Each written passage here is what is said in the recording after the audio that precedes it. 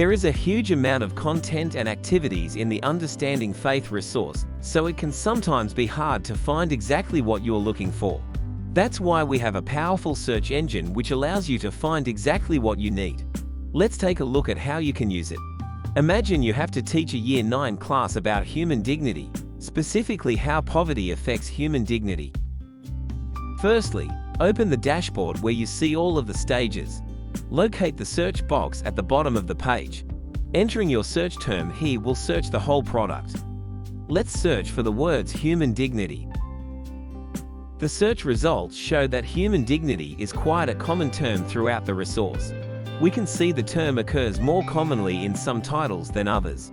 Remembering that we are teaching a Year 9 class, I'm going to look into Title 18 as there are a lot of results, and the title is named Dignity of Human Life, which tells me it could be just what I'm looking for.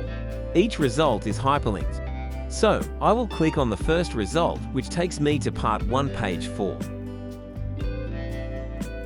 On the sticky menu at the top is another search option. This search option will now search within the title. So, I am going to change the term to poverty. This will refine my search within the title.